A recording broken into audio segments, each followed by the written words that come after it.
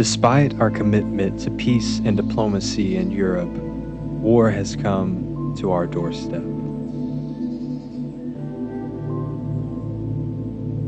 Our strength and recent success in India has been misinterpreted as weakness in Europe. Spain, one of our earliest trading partners, has launched an attack. Based on the force that they sent, these men probably expected to walk into a largely undefended city, likely thinking they would only fight local militia units. They certainly wouldn't have been expecting a well-entrenched professional Portuguese army. Welcome to a special presentation by Jim Bird TV. I am your humble host, Jackson, and this is a subscriber appreciation special. Now, I've just started out this channel. This is my first gameplay series, and y'all have gotten the channel to 10 subscribers.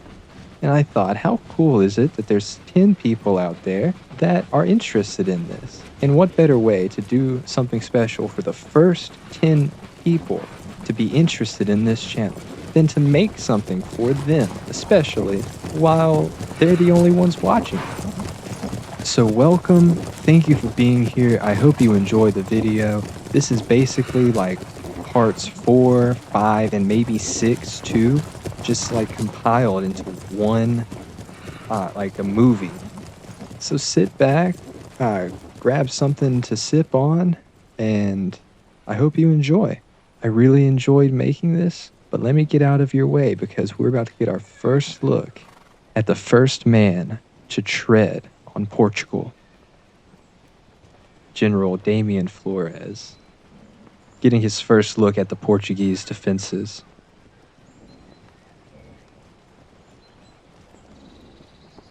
I truly wonder what is giving him the confidence as he marches on and sees us waiting on this hill.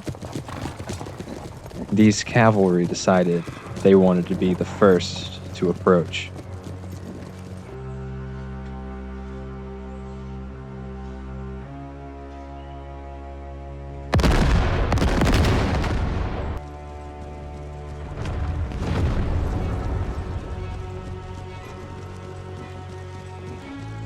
First Spanish casualties of an unnecessary war.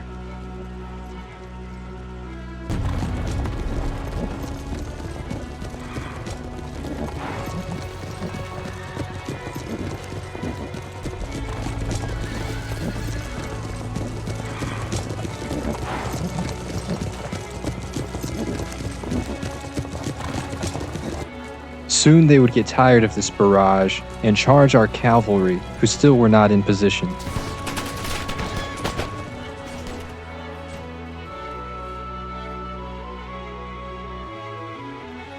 The Spanish had dealt the first major blow of the battle.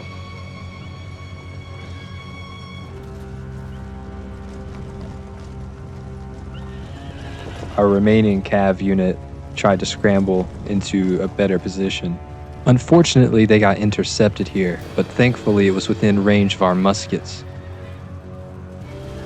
Unfortunately, the last of our cav would be sent running off the battlefield, and their heavy cav chased behind, making sure to finish the job.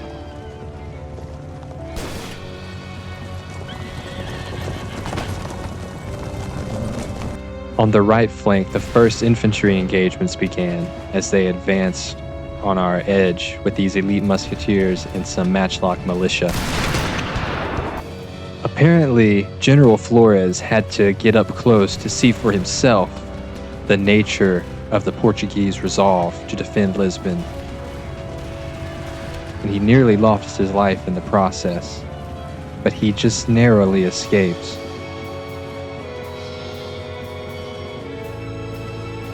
This wouldn't be the last that we'd see of the first man to tread on Portugal, as his men still bravely charged our positions.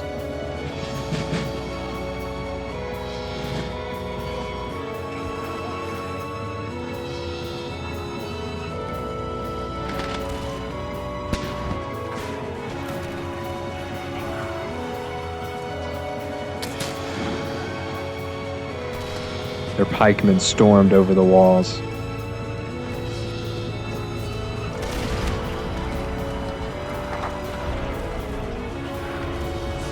Our troops maintained their discipline, though, and we started getting some pretty devastating shots into their flank.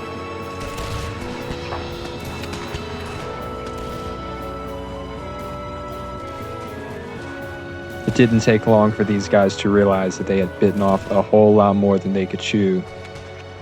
Our musketeers confidently came out from their trenches, firing at near point-blank range on these pikemen.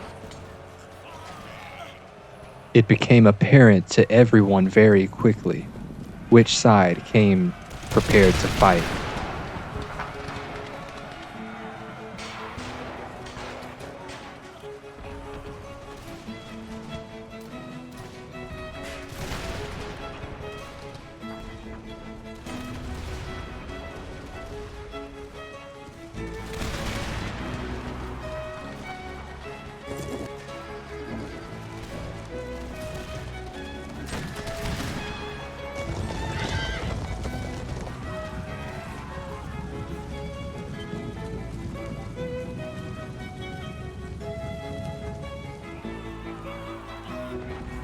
Our right flank surged forward, encouraging the Spaniards to get going.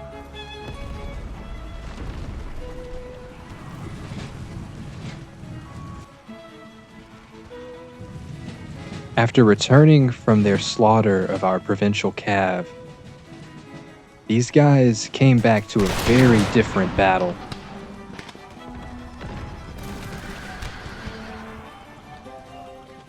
Their early success was only false hope and confidence.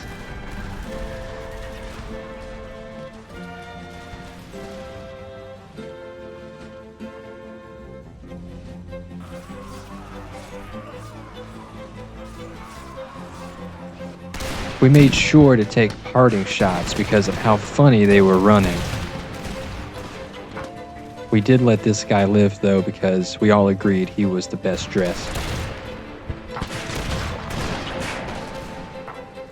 This elite infantry was the last Spanish unit to hold its nerve, and I think they just stuck around just for the sport, just for the love of the game.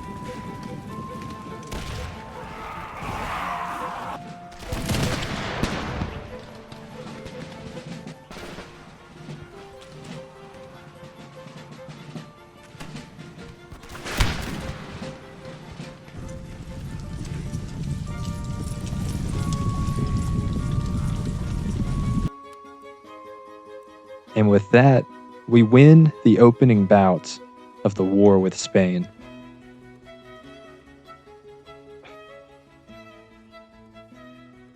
Naturally, though, now we have gone completely bankrupt.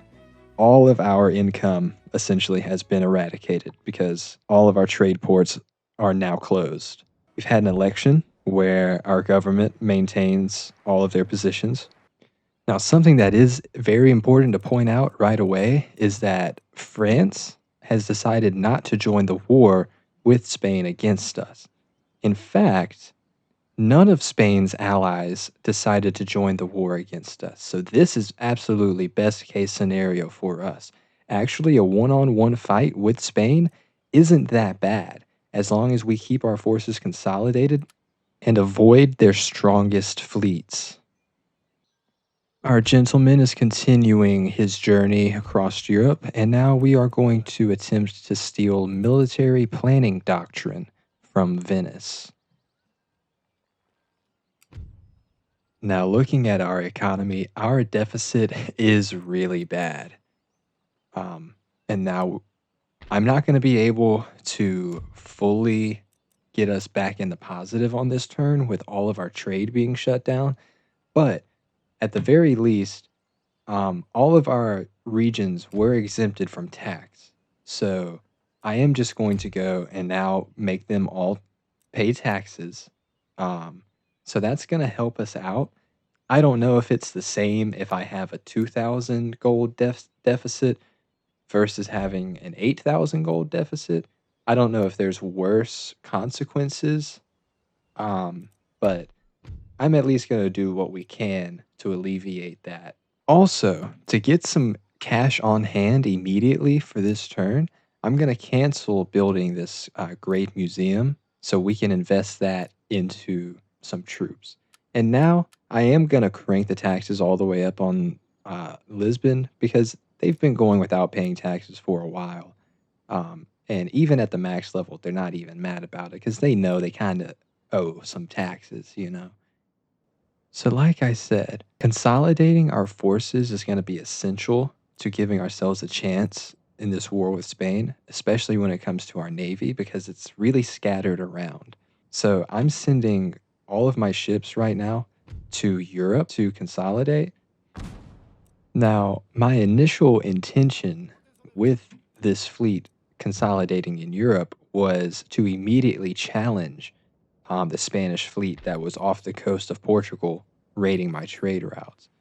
Um, but actually, upon closer inspection, I would very quickly decide that I wanted to send my fleet to India rather than challenge the Spanish fleet. Nonetheless, they did all gather in Europe, except for this fleet in Madagascar who began raiding. For some reason, Damian Flores decided to attack Lisbon for a second time. Now, this time, they made us march from our positions. However, we were happy to oblige.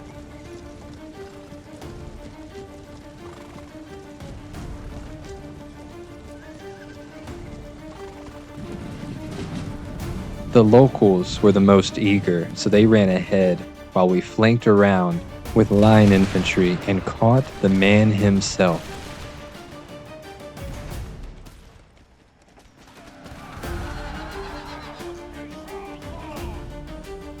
The first man to tread on Portugal. Pretty soon, a full charge was called.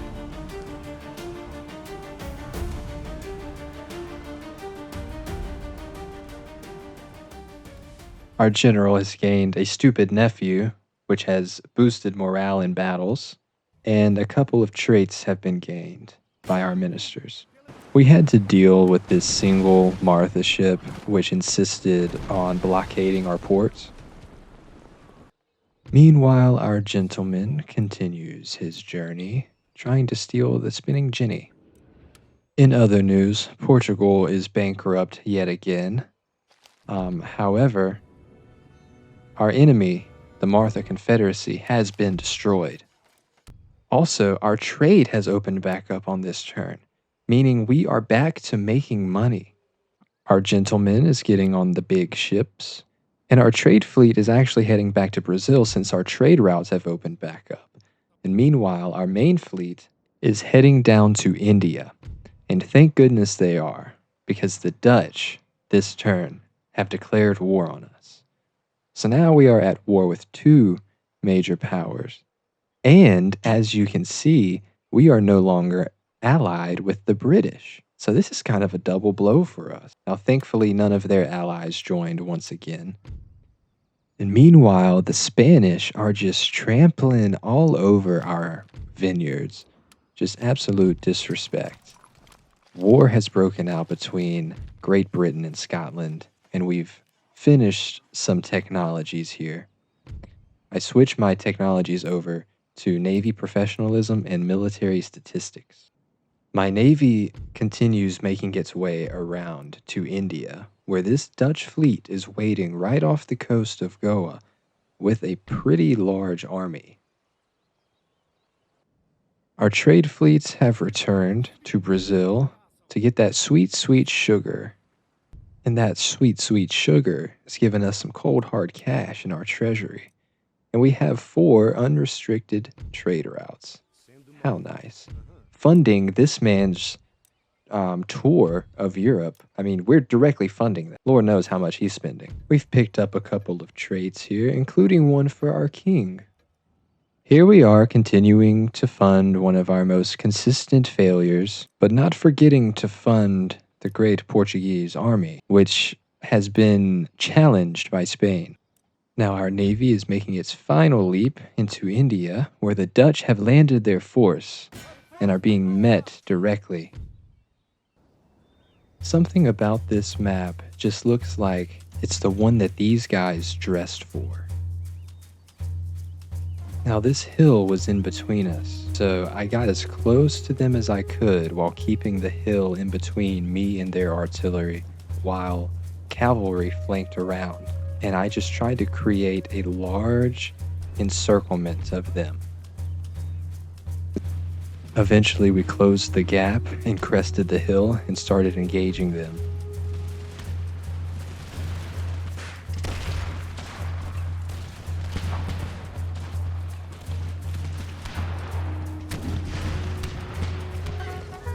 Our cav managed to catch his general alone and vulnerable. Pretty soon, the second man to tread on Portugal had fallen. From this point on, we just gradually closed this encirclement on them.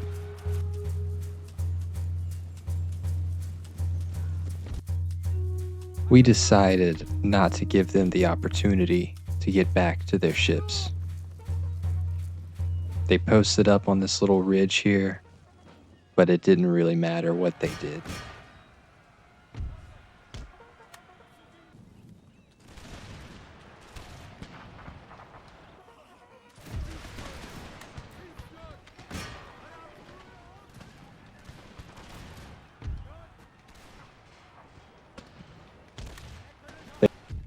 That battle did boost General Alvarez's confidence. Unfortunately, Portugal is once again bankrupt thanks to another Spanish blockade. So if they're going to make this war so expensive for me, I'm going to have to start making it beneficial. Now our battle fleet is going to get its first taste of real battle with a nice healthy advantage against this Dutch fleet outside of Goa. This is going to be the Portuguese Navy's first opportunity to truly show its current potential against some decently armed ships. Our smaller, more maneuverable ships rushed ahead to try to get shots on the sails of the Dutch fleet. Admittedly, though, they ended up getting way too far ahead of our main battle line, so I had them fall back with the wind at their backs. Pretty soon, the Dutch closed the distance, but this was actually what we wanted. We wanted to be able to get up close and personal and get just really accurate shots on their masts.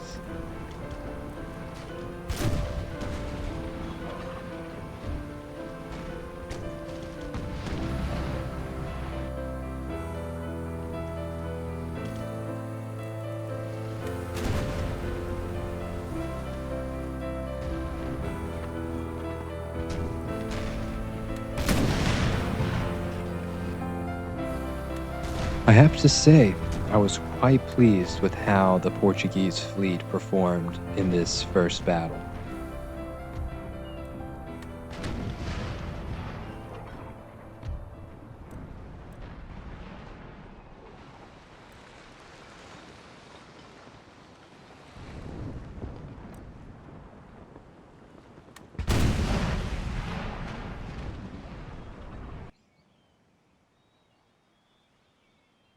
Now, I did decide to go ahead and capture both of these ships because we got a full rig here and a 40-gun ship of the line, which we can't produce ourselves at the moment.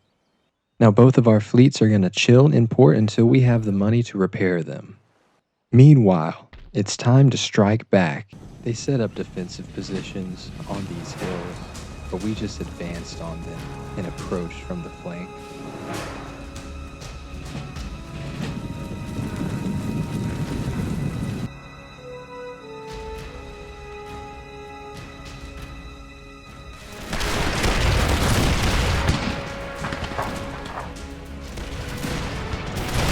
We gradually tightened the encirclement and caught their cavalry in a precarious position.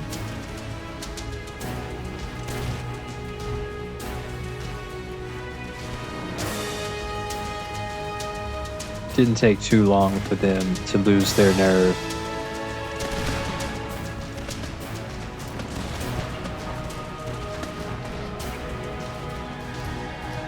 and we have captured our first region in Europe.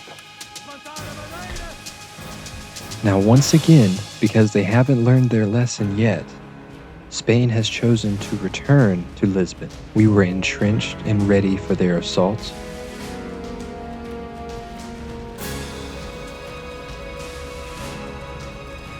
They sent these banana boys up first.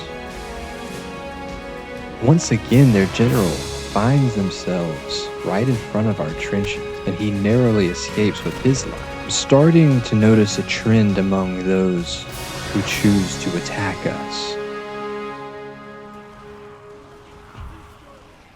You would think that the Spanish would rather be trade partners than go through this.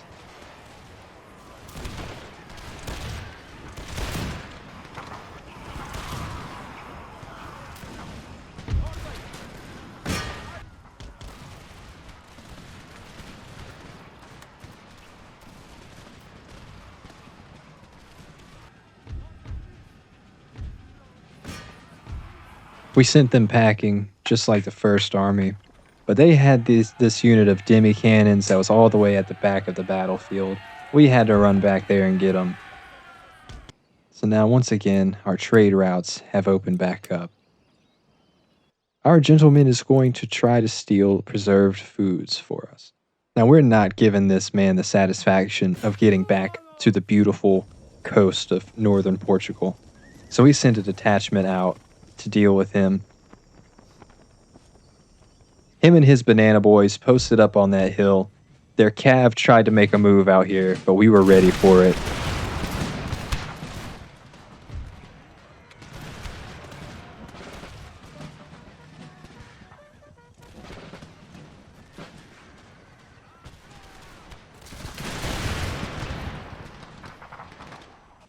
They started to do this dance thing, I think trying to disorient us with the bright colors, but our boys maintained their discipline, and we came up and lined up this beautiful shot on their flank.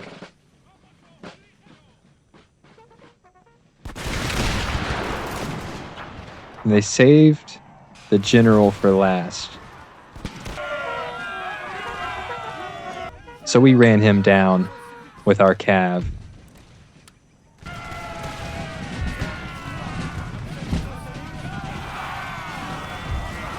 Now that we've sent the banana boys running, the Portuguese army looks north, as Madrid has been left basically undefended. We finally have the money to start repairing our fleets in India. Fittingly, we have raised our standards of navy professionalism, and the Kingdom of Scotland has been destroyed. Our gentleman is going to see if he can get us military planning doctrine, while our own university is going to start researching line infantry doctrine. And Madrid sits here basically free for the taking. Now, because this army received part of its funding from the canceled museum in Lisbon, a genuine effort has been made to preserve the cultural and arts centers located in Madrid. As a gift to the people of Portugal and a show of good faith and unity among the Iberian people as a whole.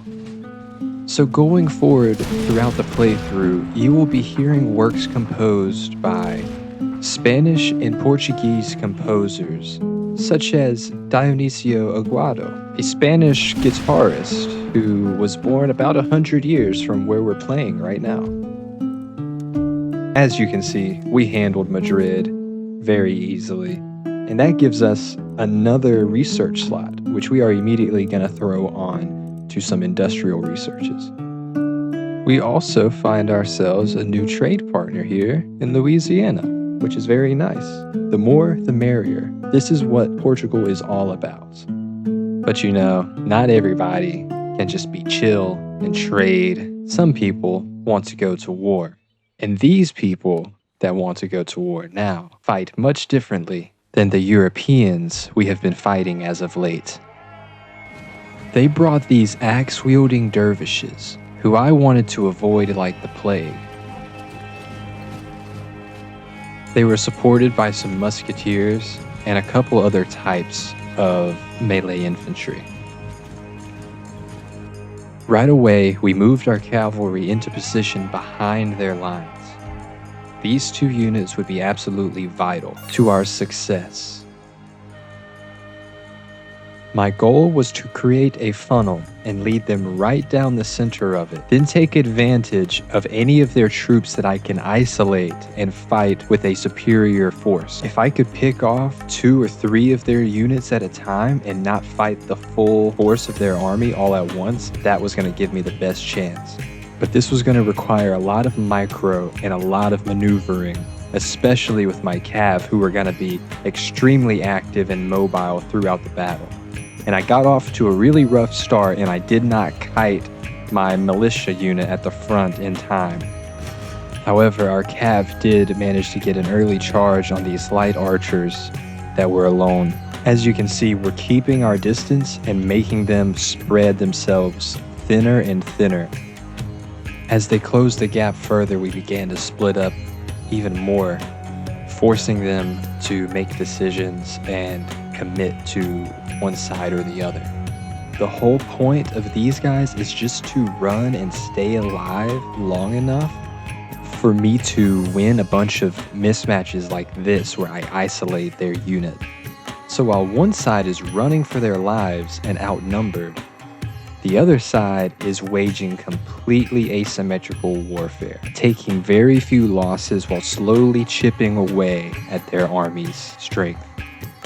Eventually, this got us to the point where we could fight more like we're used to and just create an encirclement with our muskets and execute rear charges with our cav.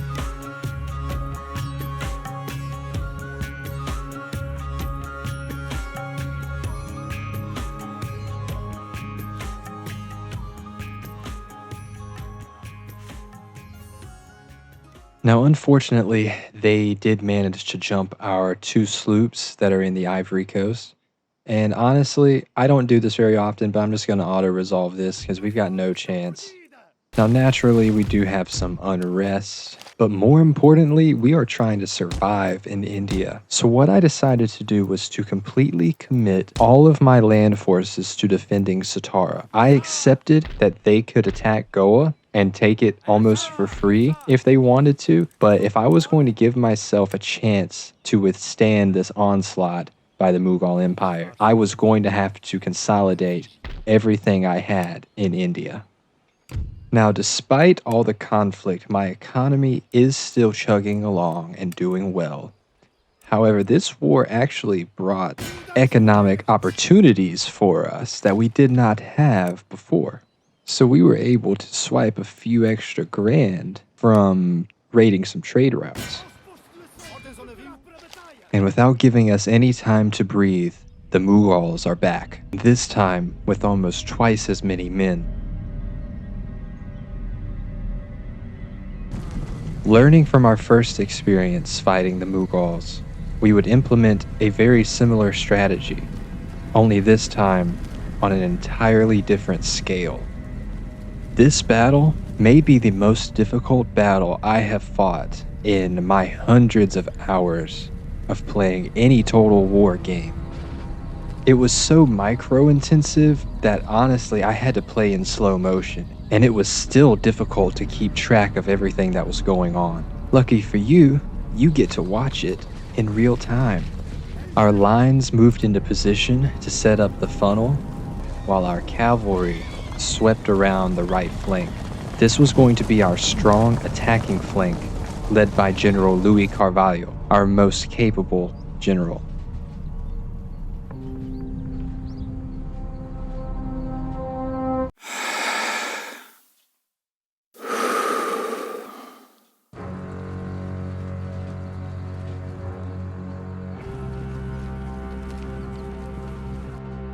Timing was everything.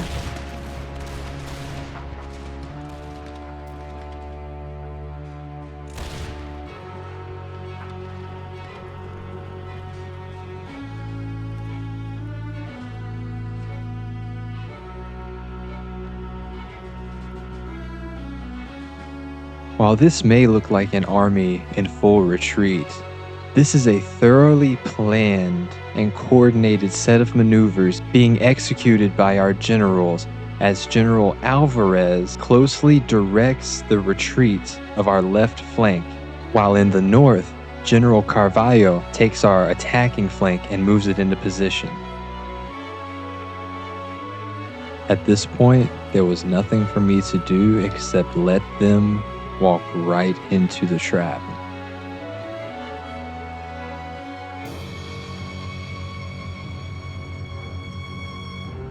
In this shot, you can really see how much of their force is concentrated on the right side, and how as they move further, the balance of power swings farther in my favor, especially since I have Cav. So we're getting our first shots in as they close the distance, but then we're immediately going to turn and run.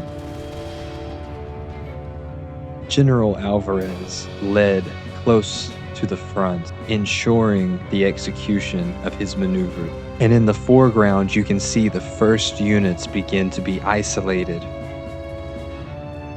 It's important that Louis works quickly and takes the minimum possible casualties, because General Alvarez is counting on him. He's in full retreat, just acting as bait, doing this right here, literally running for his life from these dervishes.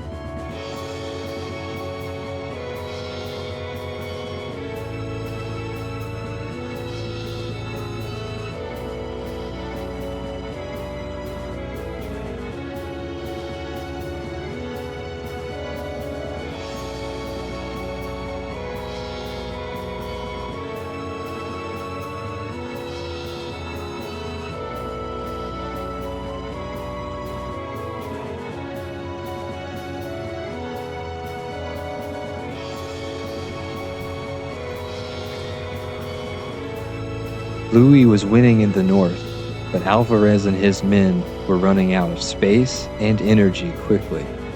So Louis splits off his cavalry and sends them to support Alvarez, but they are intercepted by the enemy general, who is supported by a unit of dervishes.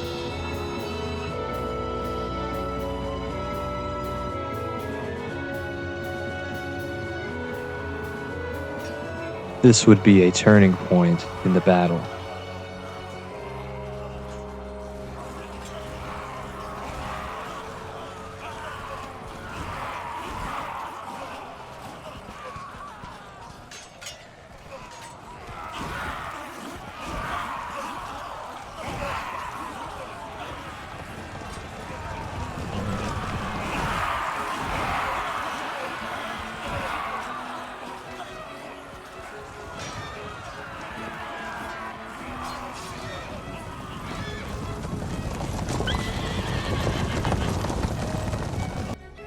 With their general dead, the Mughals became even more scattered and disorganized, and Louis' cavalry made it to Alvarez, whose men had taken up positions on this ridge, forcing the Mughals to split their forces even further.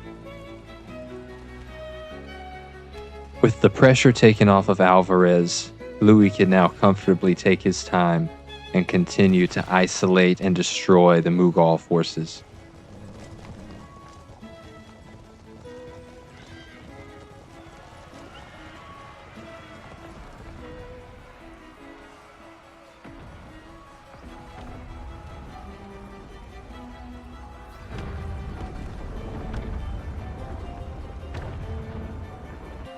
In the south, they had been reduced to this pocket of dervishes. So Louis' cav repositioned to the north to help him take out these last 3 units. Unfortunately, we misidentified this unit and took some unnecessary casualties. Still, they pressed on and got the rear charge into these musketeers. And then shortly after, when our healthier cav unit arrived, they finished routing these musketeers and then went on to charge another unit of infantry that's been putting up a fight in the north.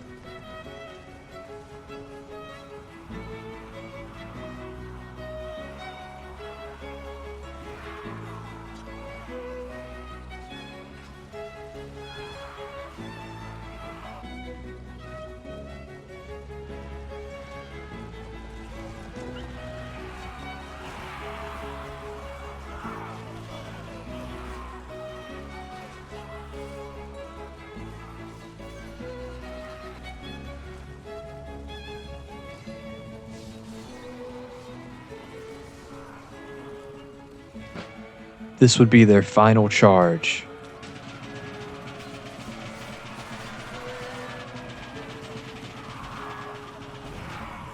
Even after winning this battle, our generals Louis and Alvarez are not keen on the idea of a prolonged war with the Mughal Empire. Seeing the vicious nature of how they fight and the size of the armies that they're able to muster, they call council with our governor of India to explore possibilities for a peace proposal to end the bloodshed and bring peace to the region. Oh my goodness. But like I was saying, a peace proposal to end the bloodshed and bring peace to the region.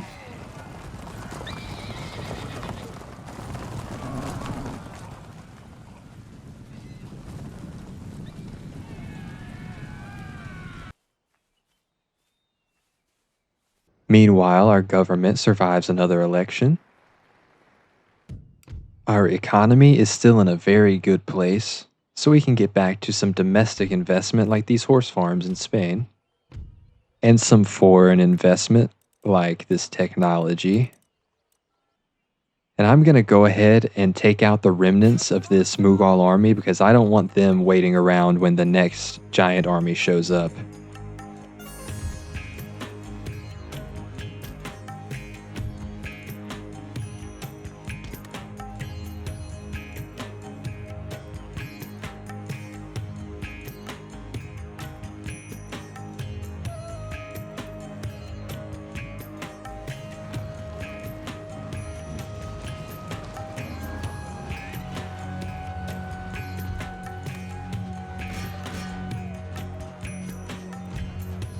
But now, like I was saying, peace proposal. Turns out the cheapest price for peace was exactly these 3 technologies. So with that, we've at least bought ourselves time in India. And while we're doing business, I'm also going to secure a trade agreement with Prussia, and I'm doing the same with Sweden. And I'm giving them both Navy professionalism, because I don't feel too threatened by them having it. Now we still have more trade routes available, so Morocco will accept one very quickly. And you know what? Austria is happy to be a trade partner again, but they are just how we left them, nice and blockaded. Our gentleman continuing to convince us that he's useful, heading over to the Netherlands. Now I noticed Spain moved a small fleet into Brazil. Even though they had less numbers, they had a lot more guns than I did. So I went ahead and moved my guys out of there. And on their way out, they ran right into these pirates. But we just ducked right around them. Now I've kept this fleet on this trade port to keep boosting our income. But it's time I send them back to India to repair. And as you can see, I am also investing heavily in my land forces in India. This guy got booted out of the Netherlands, so he's continuing on. And our economy remains in a pretty good position. For the first time in a long time, we have a pretty uneventful turn. But a very important turn, because what is happening here that I'm about to be speeding through is I am consolidating the strongest ships in the Portuguese Navy together into one fleet and putting all the rest into a reserve fleet that's staying here in India. Meanwhile, the main fleet is going to head out and try to seek out either a Spanish or a Dutch fleet somewhere.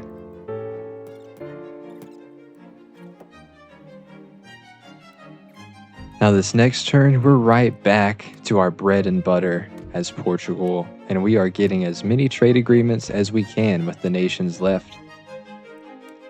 And we just love to see this list grow.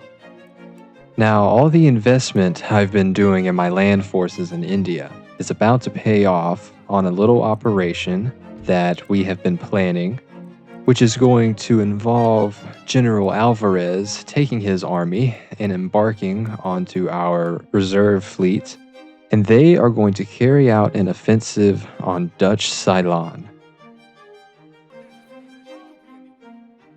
As you can see, they don't have a whole lot here guarding it.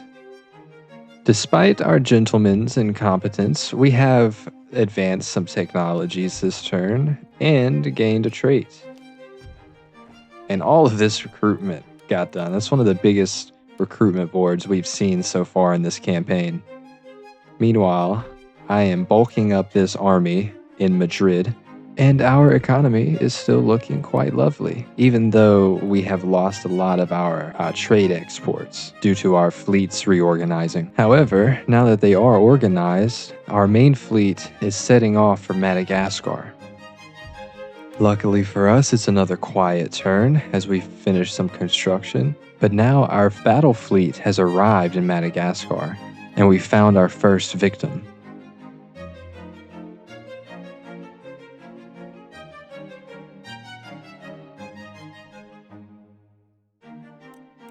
This fleet does look quite magnificent.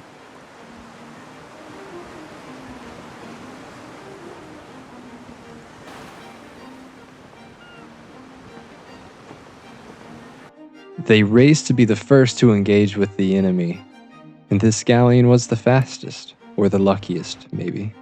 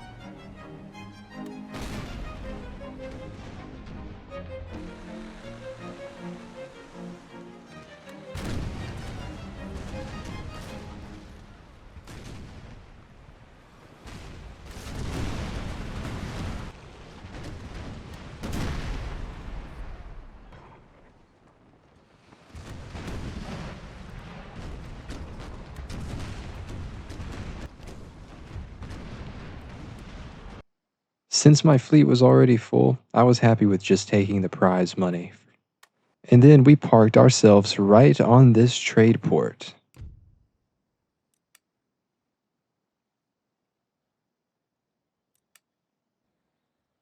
And last but not least, we've got to settle our business with the Dutch in India.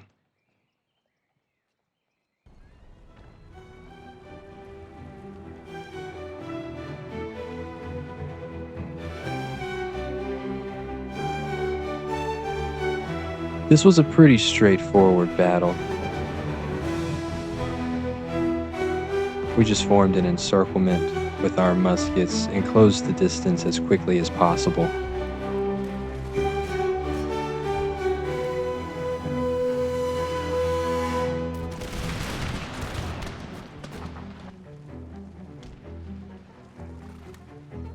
Our cav flanked through the city.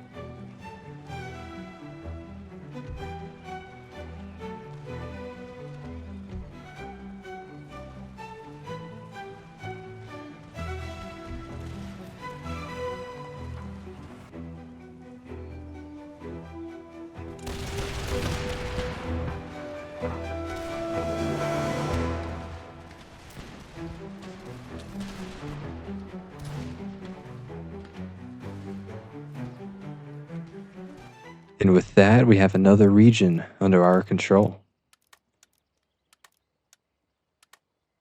Now, once again on this turn, we have room for more trade agreements, and we actually reopen trade with the Mughal Empire, and for the first time start a trade agreement with the Safavid Empire and the Knights of St. John, who propose a military alliance in addition to the trade agreement. Now, I talked them out of the price, and they agreed to a trade agreement and a military alliance for only this one technology. But we secured a military ally, even if they're not that strong.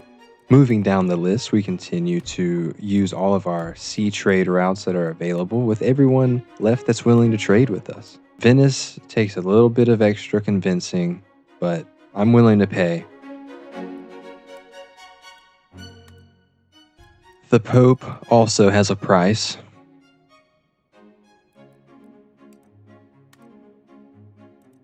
Genoa brings themselves into the fold, but also for a price. And after that, we finally used all of our trade slots. Now take a look at this. Despite multiple major conflicts, the Portuguese economy is absolutely booming, the strongest we have seen it yet. And with that in mind, we are going to continue investing money into our land forces in Europe. However, there was a surprise waiting for us at sea in the Straits of Madagascar. A massive fleet of Spanish warships. Now I was going to end this here and let this be the starting point of the next video, but this is the super deluxe subscriber appreciation extravaganza. We're fighting this battle. This is the first real test of the Portuguese Navy. And Admiral Roberto Fernandes is the man who will either take home the glory or the blame for whatever happens as these two fleets meet each other off the east coast of Africa.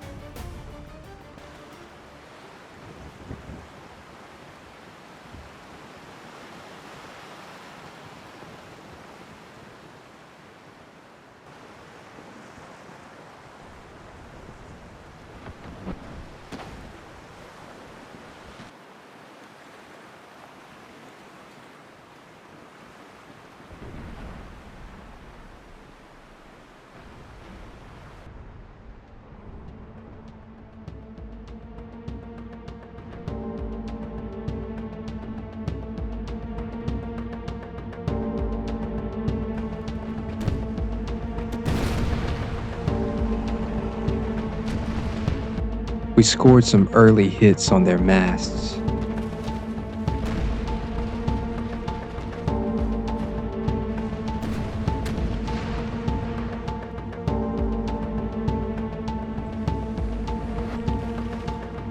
However, they scored some early hits of their own.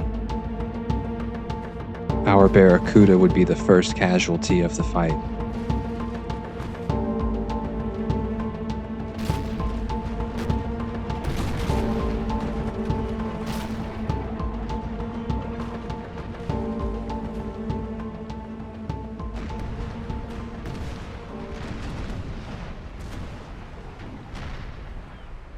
At this point, I knew I needed to reorganize my fleet and line up another good pass on them, while avoiding the strongest of their ships. My galleons reformed their line as we prepared for Phase 2 of this battle. Our fleets continued to cross by each other, moving in different directions, as we tried to wait for any stragglers to break off that we could hunt down and isolate.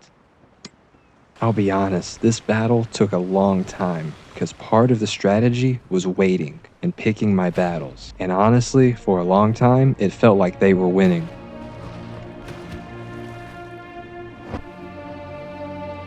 This is the first time this fleet has met a peer adversary. And so far, the Spanish fleet looked much more confident and coordinated than we did.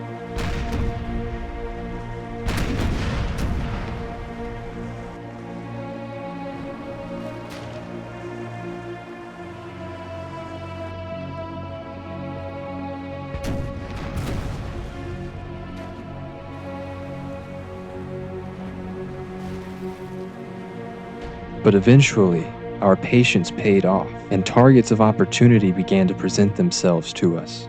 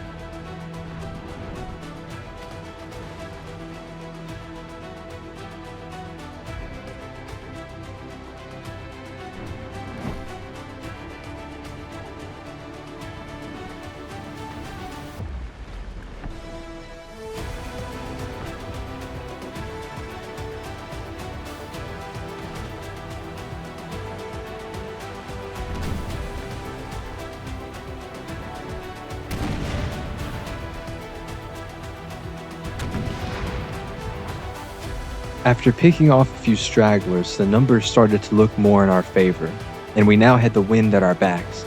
So we set out to cut off the Spanish line at its head.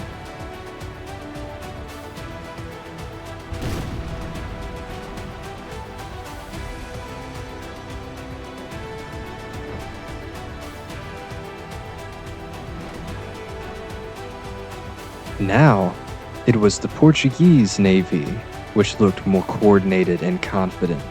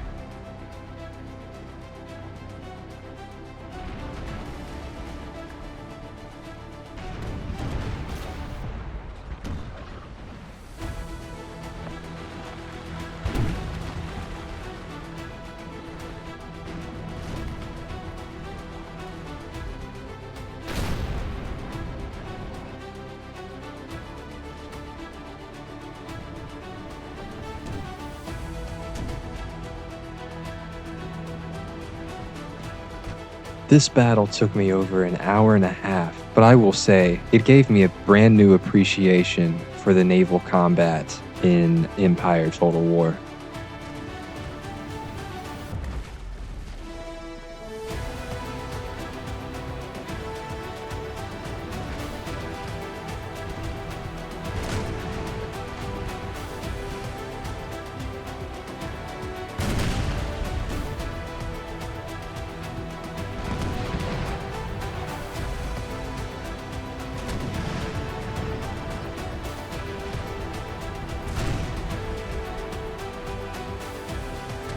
The majority of the Spanish fleet was in tatters.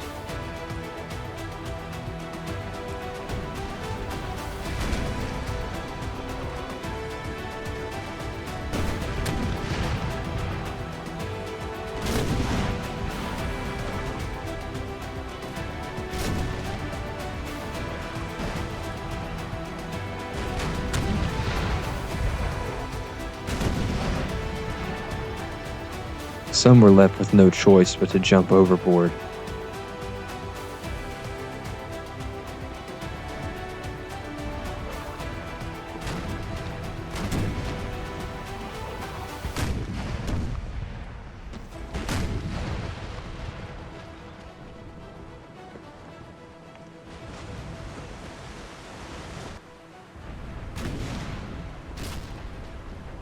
In the aftermath of all that, 3 Spanish ships are on their way to the bottom of the ocean, while many more have surrendered.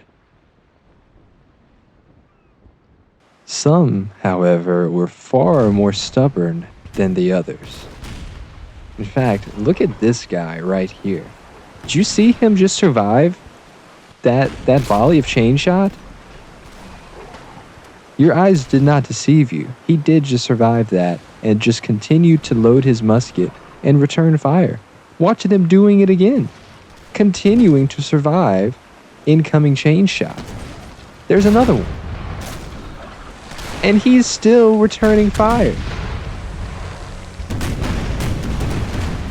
I came to the conclusion, after watching this guy for a while, he was by far the bravest man in this battle. I hate to say that it was a Spaniard, but look at him.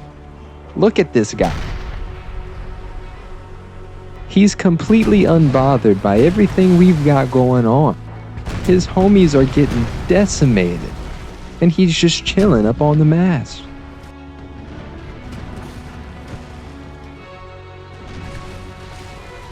Another gnarly volley of chain shot. And another volley of chain shot.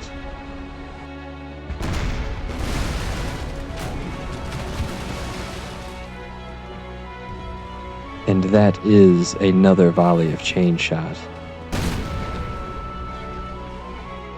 Looking down on the deck of his ship, this is what this man sees. And yet, he is impervious to death.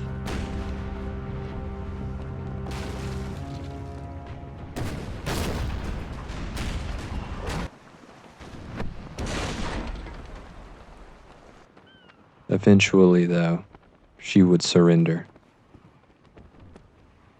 At this point, it was only these 3 galleons remaining. So once we closed in on them, it was all but over.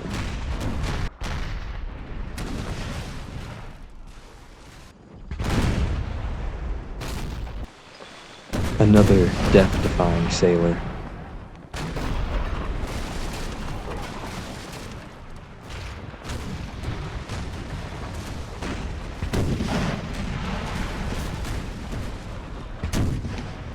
Pretty soon, another fella would come up here and join him. And he actually had a friend who decided he wanted to go up top, where I came up here to notice a drummer drumming away. Now, I think the first guy that we saw on the mast was the bravest man on the battlefield. But this guy is the most enthusiastic. Apparently, he wasn't willing to risk another round of chain shot flying by his head, and went out on his own terms. The Portuguese Navy, believed to have faded into irrelevance, has now struck a devastating blow to the Spanish Empire, destroying one of her most powerful fleets. News of this battle will undoubtedly spread the world, and the major powers will be put on notice that Portugal is no longer a force to be disregarded. Success did not come at no cost, though, as the bravest of men on both sides of the fight met many of the same fates.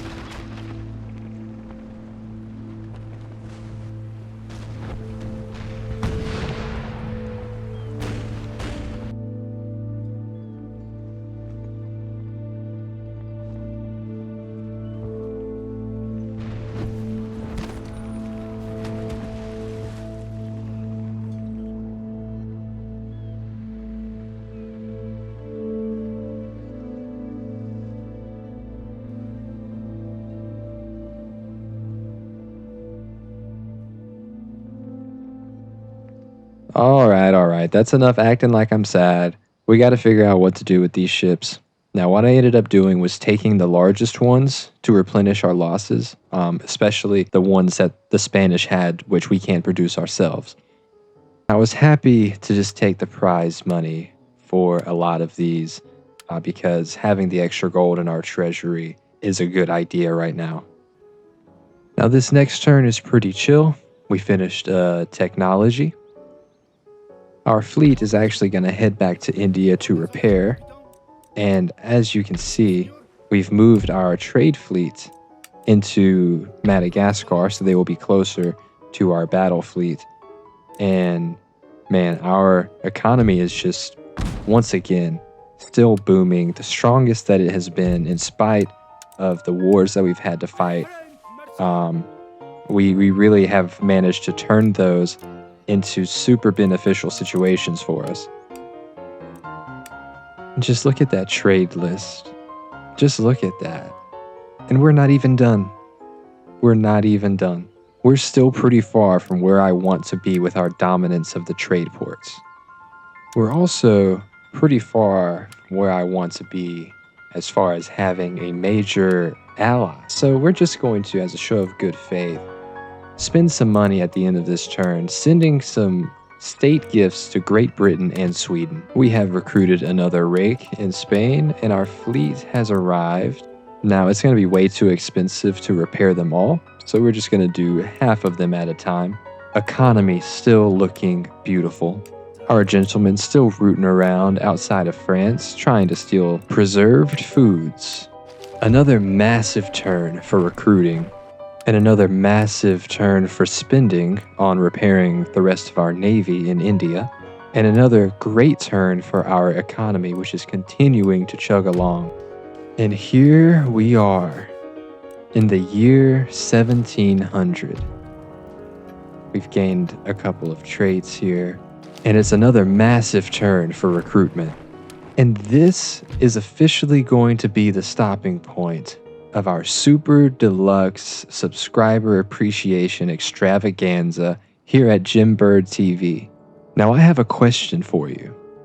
Now that Portugal has made herself a respectable power in the world, how should that power be wielded? Should she further threaten the homelands of the imperial powers of Europe? Or should she be content with the Iberian Peninsula and look to the east for further expansion? How aggressively should the Portuguese Navy seek to dominate these trade zones? And is Portugal ready to stick her nose in the race to colonize the Americas? Let me know what you think in the comments. Again, this has been a special presentation by Jim Bird TV. Thank you so much for tuning in. As always, I am your humble host, Jackson, and until next time, take care of yourself, my friends.